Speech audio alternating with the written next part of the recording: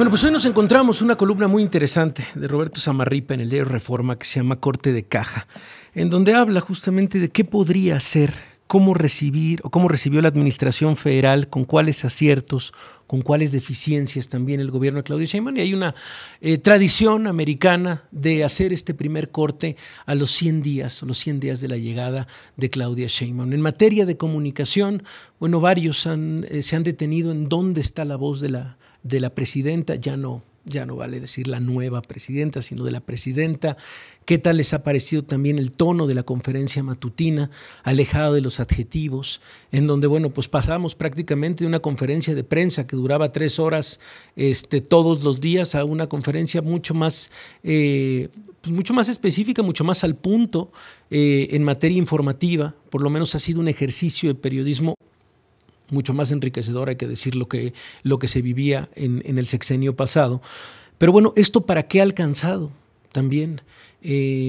¿Para qué ha alcanzado en materia de seguridad? Si específicamente ha mandado la principal figura de seguridad como Omar García Harfuch al estado de Sinaloa, ¿qué ha pasado? Y si ha descuidado también el estado de Chiapas, lo que ha pasado en Guanajuato y sigue pasando también. En fin, un primer corte que por lo menos sigue en el aire una contundente, o más bien un golpe en la mesa en materia de seguridad. Tal vez este operativo Enjambre da luces de hacia dónde podría llegar una nueva realidad en materia de seguridad por parte del gobierno federal. Pero vaya, son cosas que nos seguimos preguntando y le agradezco muchísimo que nos acompañe el periodista Ernesto Núñez. Ernesto, ¿cómo estás? Qué gusto escucharte este lunes y gracias por acompañarnos. Hola, querido Risco. ¿Cómo estás? Buenas tardes, feliz año. Feliz año y muchas gracias de verdad por acompañarnos, por empezar el año con nosotros. Y es un poco eso, ¿no? Como la apuesta tal vez de las nuevas reformas de Claudia Sheinbaum, sí. Cómo se ha comportado en política exterior, la renovación o por lo menos la continuidad de los programas sociales. ¿Qué corte de caja harías en estos 100 días, Ernesto? Pues sí, mira, quizá habría que decir que curiosamente ahora como se movió la fecha de toma de protesta al 1 de octubre, ahora el primer evento político del año que tenemos a la vista es el informe de los 100 días de Claudia Sheinbaum. Los 100 días se cumplen en estricto sentido el miércoles 8, pero el evento político, el meeting, un poco al estilo de Andrés Manuel, va a ser el domingo 12, y yo te diría es muy simbólico desde mi punto de vista, porque me parece que es una de las cosas que marcan estos 100 días, que haga lo mismo que Andrés Manuel. Es decir, creo que si algo podemos sacar como conclusión de estos 100 días es que Claudia Sheinbaum, a diferencia de lo que le pedían los críticos, la comentocracia, pues un poco por ahí la oposición, lo que incluso algunos auguraban, incluso algunos analistas cercanos a la 4T, no ha ocurrido. Es decir, no se ha separado, claro, no ha habido divorcio con el expresidente López Obrador, no se ha separado su hoja de ruta, su agenda legislativa, pues fue el plan C. Su hoja de ruta política está siendo el estilo de gobernar de Andrés Manuel, las mismas conferencias mañaneras, con algunos pequeños cambios, pero digamos la estrategia de comunicación que le funcionó muy bien a Andrés Manuel, ella la mantiene.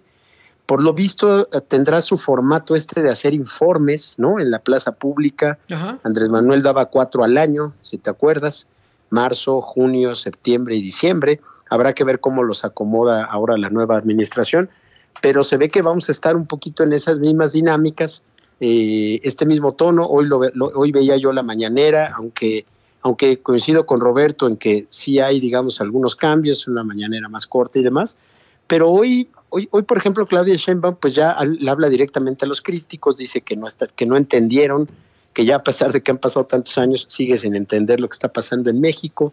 Me parece que lleva algo de razón, por cierto, cuando dice eso, pero sí la estamos viendo, digamos, ya si bien no en un tono de confrontación o descalificación, sí, como el que usaba Andrés Manuel, sí en un tono donde ella ya dice, pues yo aquí hago mi derecho de réplica, y si el New York Times dice que se cocina fentanilo en cualquier lado, yo demuestro que no es así, o por lo menos digo que no es así. Digamos, el contexto fue, para la gente que va regresando de vacaciones, bueno, pues tal vez la noticia, ¿no?, que más llamó la atención de la semana pasada, este reportaje del New York Times, en donde se publicaba lo que se ha dicho hasta el cansancio en los últimos años de lo que ha significado México y de lo que significa este país también, no solamente en el trasiego, sino también en la fabricación de pastillas de fentanilo, tal vez en el tema, tal vez la palabra más repetida en Washington, que viene desde México. Entonces, bueno, pues ese es el contexto y también la respuesta de la propia Claudia Sheinbaum. En materia de seguridad, el operativo Enjambre, lo que ha hecho en Sinaloa, por lo menos, ¿te parece otro tono? ¿Dónde quedaron los abrazos, dicen por ahí también? Pues sí, y sobre todo el protagonismo de Omar García Harfuch, que también sorprende un poco, porque si bien el ejército lleva mano, ¿no?, sí vemos que en la parte mediática, no sé, seguramente tú eres de los periodistas a los que uno de los voceros del gobierno le manda a diario información, y diario manda 2 o 3 reportes de lo que hace García Harfuch o la Secretaría de García Harfuch. Es decir, está siendo sumamente activo, están dando a conocer muchos datos, están yéndose a varios estados. Entonces, me parece que ahí vemos un tema en el que sí hay un cambio, en el sentido de un secretario mucho más activo, es decir, ya no es una secretaría que se limita a dar datos, como ocurría con Rosa Isela Rodríguez en el sexenio anterior, sino que sí vemos a alguien que está al frente de una estrategia con operativos concretos, ¿no? Este operativo Enjambre, buscando dar resultados.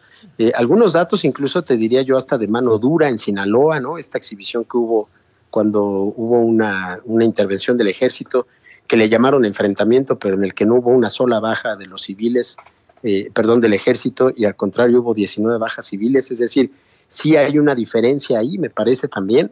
Okay. Y pues el tema de la seguridad, yo creo, Risco, no sé si coincidas, muy presionada la administración, muy presionada la presidenta por la amenaza de Trump, ¿no?, que es el segundo gran issue del año, que es la llegada de Trump el 20 de enero, con esta amenaza de o le bajan al tema del fentanilo, o los vemos más activos combatiendo el fentanilo, o ahí les van los aranceles. Me parece que eso acompañado de la caravana mucho, migrante, ¿no?, y de las deportaciones también ya anunciadas. Entonces, bueno, que es parte y que sirva también como introducción de lo que viene.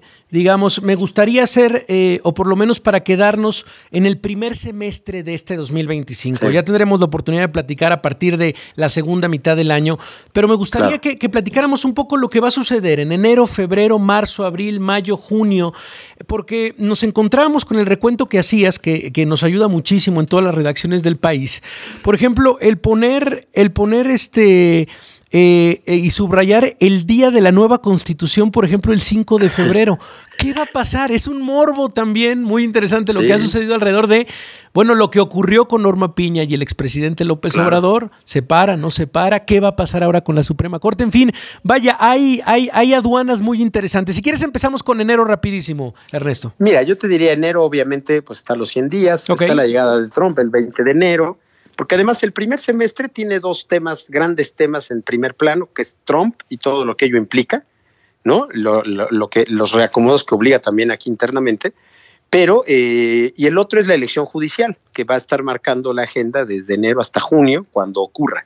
Sí. Ahora, en enero hay un tema bien interesante también, Risco, que es la fundación de nuevos partidos, es decir, aquellas asociaciones que quieren tirarle a ser partido político, competir en 2027 y eventualmente tener una candidatura presidencial en 2030, ellos tienen que hacerlo y tienen que registrarse en este mes. Vamos a una pausa y regresamos. Oyes Risco.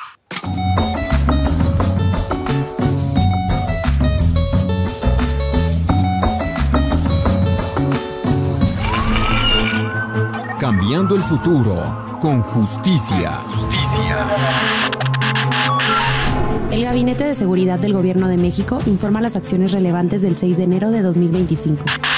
En Sinaloa se aseguraron 5 vehículos, 520 cartuchos y 150 kilos de marihuana con un valor de 3.6 millones de pesos. En Sonora se localizó y desmanteló un laboratorio clandestino con 750 kilos de metanfetamina, afectando a la delincuencia organizada por más de 10.8 millones de dólares. En Chiapas se ejecutó un cateo en un rancho donde fabricaban vehículos blindados, resultando en 3 detenidos y el rescate de 8 migrantes secuestrados. En Jalisco se recuperaron más de 15,000 litros de hidrocarburo. Con estas acciones, el Gabinete de Seguridad reafirma su compromiso con la seguridad de la nación. Cambiando el futuro con justicia. 16 minutos, seguimos en una plática justamente la agenda de lo que viene en las próximas semanas con el periodista Ernesto Núñez, que bueno, pues es una tradición ya, por lo menos en el círculo periodístico, esperar justamente este resumen del año, de lo que viene, querido Ernesto, y nos decías la importancia también de enero para los nuevos partidos, rápidamente. Sí, mira, ellos tendrán que presentar su intención de querer formar un nuevo partido político y a partir de ahí iniciar un trámite que dura nada más y nada menos que un año, hacer asambleas, afiliar, creo que son más o menos 1 millón de personas y demostrarle al INE que, digamos, pueden competir por buscar un registro, ¿no? Bueno. Ahí quien asoma la cabeza con más claridad es el Frente Cívico, ¿no? Y esta Marea Rosa, que son estos personajes que obviamente están alejadísimos de Morena, pero que tampoco quieren ser PRI y PAN. A ver qué pasa, Risco. La verdad es que yo decía en la mañana, mira, hay un dato.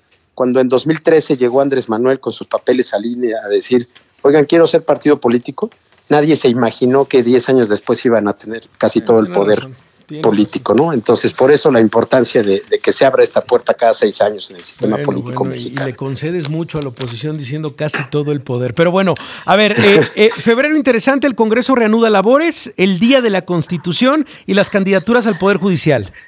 Exacto, en febrero, mira, va a ser bien interesante el 5 de febrero cuando Claudia Sheinbaum, supongo que irá al Teatro de la República en Querétaro, y hable de lo que será prácticamente una nueva constitución, Risco. Es decir, si uno revisa lo que se aprobó en el periodo ordinario que concluyó en diciembre, se modificaron una tercera parte de los 136 artículos de la Constitución.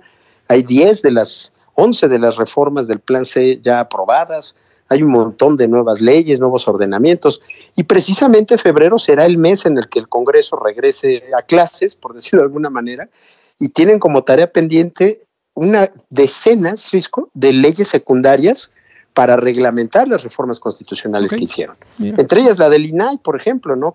¿Quién va a normar el derecho a la información? Bueno, ya no se va a llamar a INAI. Ya no, y junto con pegado es lo que iba a decirte. En marzo, adiós al INAI, una de las aduanas. Exacto, en marzo se extinguirá, se cumplirá el plazo, se extinguirá el INAI, tendremos que ver qué sucede, la Secretaría Anticorrupción tendrá que decirnos qué va a pasar con la Plataforma Nacional de Transparencia, cómo va a operar, cómo va a garantizar esto que ha dicho la presidenta Sheinbaum de que se acaba el INAI, pero no el derecho a la información. Y tendremos que irnos acostumbrando como ciudadanos, como periodistas, pues a ese nuevo mecanismo y exigir que ese nuevo mecanismo exista, Risco, junto con, por cierto, los miles de millones de archivos de toda la información pública que ha dado el gobierno a través de solicitudes desde 2002, que es un acervo nacional importantísimo. Habrá que ver qué sucede con eso. Interesante. Y en marzo, Risco, mira, en febrero también el INE tendrá que recibir de los 3 poderes las listas de las candidaturas. Claro, al Poder Judicial. Tienes razón. Después de todos los filtros, después de la tómbola final, pues decir esas son las candidaturas de cada uno de los poderes a los 881 cargos del Poder Judicial Federal. Creo que se nos cortó. Harán las campañas, unas campañas inéditas, porque veremos a personas que aspiran a ser jueces, magistrados y ministros en campaña. Habrá que ver cómo le hace el INE para que haya debates, para regular todo eso. Y ahorita nos regresamos, pero también, a ver, esto viene acompañado de las campañas, como lo dices, pero también en mayo de debates. El INE deberá organizar una serie de debates entre los candidatos a ministros, magistrados y jueces como parte de la difusión del proceso electoral y la promoción del voto informado. De verdad, parece casi imposible, pero bueno, es otra de las cosas que subrayas para mayo. Y además sin dinero, Risco, porque les quedaron 6,000 millones para hacer la elección judicial, ¿no? Sí, tienes razón. Y interesante en marzo también el primer 8M de Sheinbaum como presidenta. Exacto, va a ser bien interesante. La presidenta yo creo que ha dado algunas señales, ¿no? de un gobierno con una visión de las mujeres, ¿no? Y creo que pues es un discurso permanente en Claudia Sheinbaum, ¿no? El tema de las mujeres. Ya se creó la Secretaría de las Mujeres, hay una serie de programas enfocados especialmente hacia las mujeres. Obviamente hay equidad absoluta en el gabinete, Pero habrá que ver, yo creo que en marzo veremos también a las mujeres en la calle, manifestándose, como siempre, en el Día Internacional de las Mujeres, y con reclamos que siguen ahí, el tema de la violencia, el tema de los feminicidios, el tema de la paridad sustantiva, una serie de reclamos que siguen ahí y que son una parte de una agenda permanente y que no se acaban por el simple hecho de que tenemos ya una mujer presidenta. Obviamente la situación cambia, pero me parece que las mujeres estarán ese día tomando las plazas públicas, como ha ocurrido y como debe ser, me parece. Importantísimo. También en abril Durango y Veracruz van a estar en campaña. Además del proceso electoral extraordinario por el Poder Judicial, habrá elecciones municipales en Durango y en Veracruz. Y subrayas algo importantísimo. Las elecciones municipales han sido el principal escenario de violencia político y el asesinato de aspirantes, precandidatos y candidatos, por lo que estos comicios ponen en alerta a las autoridades y partidos. Esto es en abril el inicio y por supuesto en junio la llegada a las urnas en Veracruz y en Durango. Pues mira, nos quedamos aquí en estos primeros 6 meses, querido Ernesto. Me parece que es la revisión importante de lo que viene en las próximas semanas y ya una tradición empezando el año, tener tu voz y tener esta agenda también de estos primeros 6 meses. Te mando un abrazo muy grande, Ernesto, y muchísimas gracias de verdad por el análisis de los 100 días y también por recordarnos la importancia también de este 2025. Gracias, Risco, y pues ahí está el texto disponible en Animal Político, en la sección Plumaje. Ojalá le echen un ojo con calma y obviamente pues se vale comentarlo y además enriquecerlo, que es lo más importante. Así es. Gracias, querido Ernesto, te mando un abrazo. Te agradezco mucho, Risco, un abrazote. Bueno, pues ahí está Ernesto Núñez. Oigan, rápido.